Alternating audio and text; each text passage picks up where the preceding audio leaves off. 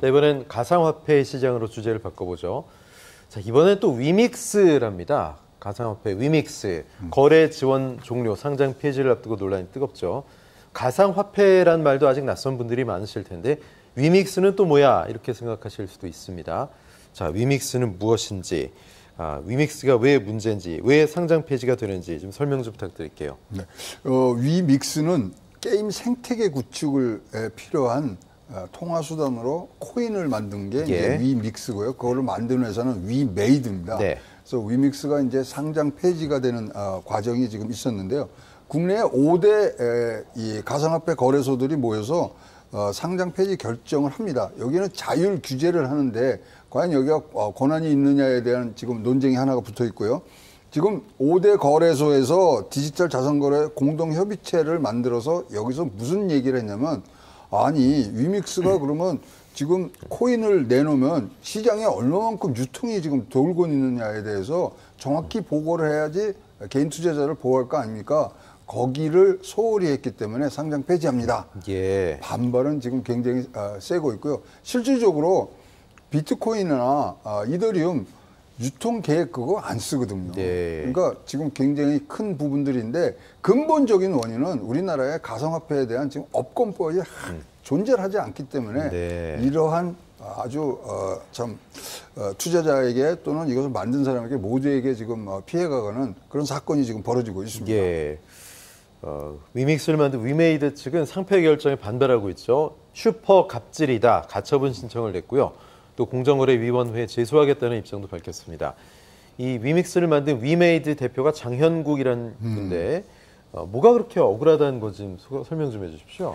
사실 지금 이제 그 거래소에서 거래되는 코인들 대부분 보게 되면은 유통 물량에 대한 공시 자체가 없는 코인들도 상당히 있다는 주장이죠. 자기네들은 공시를 했고, 물론 실제로 유통된, 그러니까 공시된 유통 물량보다 실제로 유통시킨 물량이 더 많다는 거예요. 그게 이 거래소 측의 주장들은 한 7천만 개 정도가 더 많다는 거죠. 그러니까 원래 니들이 이만큼 발행해서 이만큼 유통시키기로 했는데 왜 이렇게 더 많이 발행을 해가지고 유통을 시키느냐. 너희들 코인의 신뢰성에 문제가 있다. 이런 주장인 거죠. 그러니까 얼마가 돌아다니는지 모르는 거죠. 이 거래소에서는 파악을 하고 있는 거죠. 거래소에서 실제로 더 많을 수 있다는 거죠. 실제로는 더 많을 수 있다는 거고, 실제로 공시된 유통 물량보다도 거래되고 있는 물량이 한 7천만 개가 더 많다는 거예요. 거래소의 주장은. 근데 이제 그 장현국 위메이드 대표의 주장은 사실 이런 기준 자체가 어디 있느냐. 그런 자체도 없는데 왜 우리만 갖고 이렇게 슈퍼 갑질을 하느냐는 거고요. 사실 뭐 소명할 기회도 주지 않았다라고 이 사람은 주장을 하고 있는 거지만 거래소 측에서는 소명할 기회를 줬는데 어떻게 보면 굉장히 불성실한 소명을 했다. 그리고 근거 자료도 미약하다는 주장이 이제 서로가 어떻게 보게 되면 맞서고 있는 상황인 거죠. 그래서 궁극적으로 이거는 뭐 법원으로 갈 수밖에 없는 거고요. 법원의 결정은 지금까지 이제 추이로 보게 되면은 사실 가처분 신청을 전부 다 기각을 했습니다. 그거는 뭐 일단은 법이 없기 때문에 그건 오로지 이제 거래소에 어떻게 보게 되면은 권한일 수밖에 없는 상황이니까 사실은 거래소의 손을 들어주는 게 지금까지는 어떻게 보면 관행이기 때문에 이 결정이 앞으로도 바뀔까 하는 거에는 의문의 여지가 좀 있습니다. 뭐 국내 4다의 가상화폐 거래소가 위메이드의 가상화폐 위믹스를 상장 폐기로 결정하면서 위메이드 주가는 하한가까지 추락했습니다. 투자자들이 피해를 좀 보지 말아야 될 텐데 그게 제일 걱정이거든요. 또 소위 투자를 했다가 빠져나오지 못한 분들 어떻게 해야 되는지 걱정스럽습니다. 윤 평론가님 어떻게 해야 될까요? 이게 사실은 주식시장도 마찬가지고 코인시장도 마찬가지고 주식시장이라는 건 어떻게 보면 담보도 있고 신뢰성도 어느 정도 기반이 되지 않습니까? 공인된 거래소에서 상장 가이드라인을 갖고 있는 거고요. 상장 폐지의 어떤 규정 같은 걸 또 엄격한 거고요. 당국의 감독자시라 감시를 받고 있는 겁니다. 그렇지만 코인 시장은 그렇지가 않죠. 사실 뭐 자율적인 어떤 가이드라인, 자율적인 뭐 어떤 상장 폐지의 조건들, 그러니까 입법, 어떤 법률이라든지 정부의 어떤 규제 사항이 전혀 없는 어떤 규제, 법의 어떤 사각지대에 여전히 있다라고밖에는 얘기할 수가 없는 거예요. 그렇다면은 뭐 제가 뭐 지난 시간에도 얘기를 했지만 가상자산을 거래하든 아니면 주식을 거래하든 좋은 주식, 좋은 코인, 그나마 그래도 지금까지 인정된 코인들 위주로 거래하는 게 사실은 그나마 자신의 재산을 지킬 수 있는 거의 뭐 유일한 수단 아닌가 저는 뭐 개인적으로 그렇게 생각을 해요. 주식도 그렇잖아요. 우리가 뭐 물리더라도 좋은 종목에 물리면 언젠가는 회복이 되는 거지만 특히 코인 시장 같은 경우에는 거기에는 어떤 신뢰성, 인간의 믿음이라는 것 이외에 어떤 담보라는 게 전혀 없는 거 아니겠습니까? 완전히 어떤 가상의 세계에서 만들어진 거기 때문에. 그래서 훨씬 더 지금보다도 조심을 해야 되는 거고요.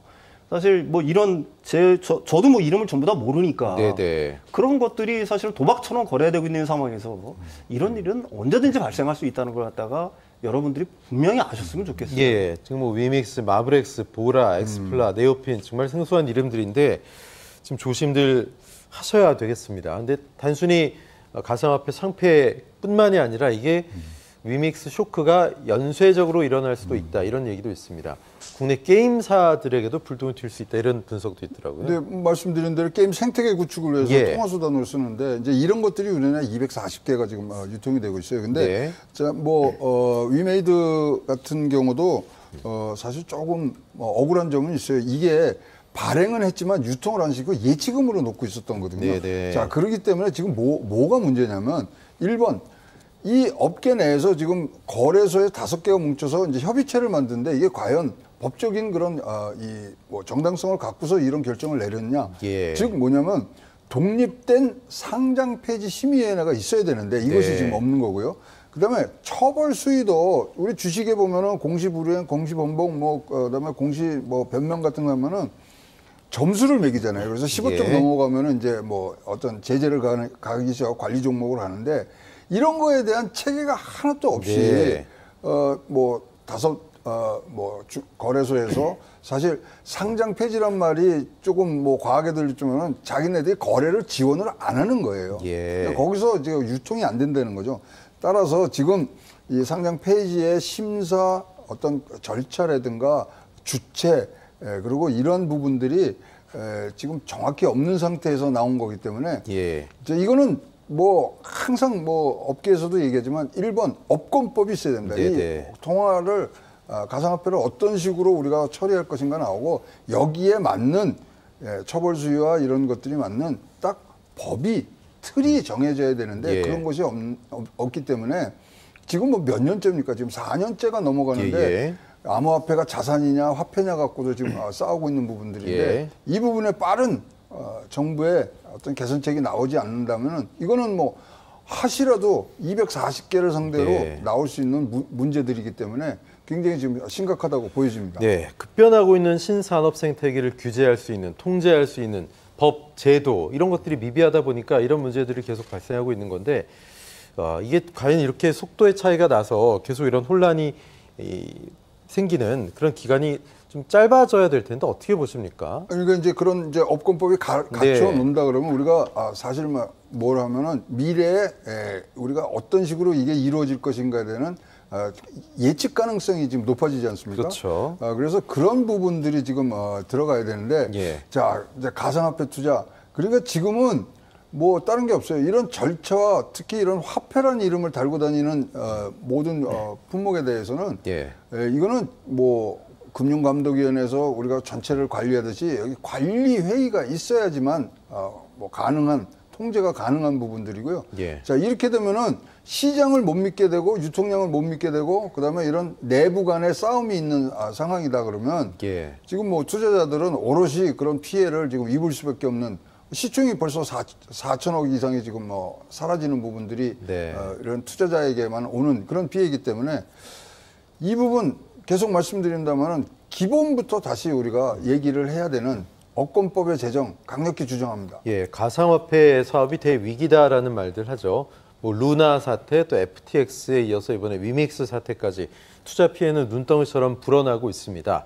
그렇다면 가상화폐는 정말 미래에 투자 가치가 전혀 없는 것이냐, 아예 발을 들여놓지 말아야 되는 거냐, 또는 내가 지금 갖고 있다면 소위 털고 나오지 못한 투자자들은 어떻게 하면 좋을까? 지금이라도 어떻게 좀 빠져나와야 될지 아니면 이걸 계속 들고 있어도 좋을지에 대해서도 궁금할 텐데 참 조심스러운 질문이고 참 해답이 없는 그런 질문이 아닌가 싶습니다. 어떻게 보십니까? 제가 보기에는 어쨌든 지금 몇 가지 가상화폐의 어떤 폭락 사태가 그다음에 거래소라든지 어떤 파산 사태가 올해 계속 굵직굵직하게 이어지고 있지 않습니까?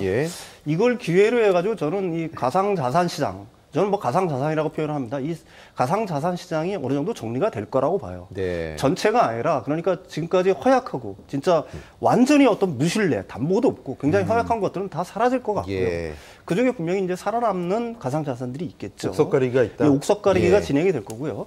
그런 가상자산들은 좀 살아남을 수 있을 거라고 저는 개인적으로 생각을 합니다. 네. 예. 알겠습니다.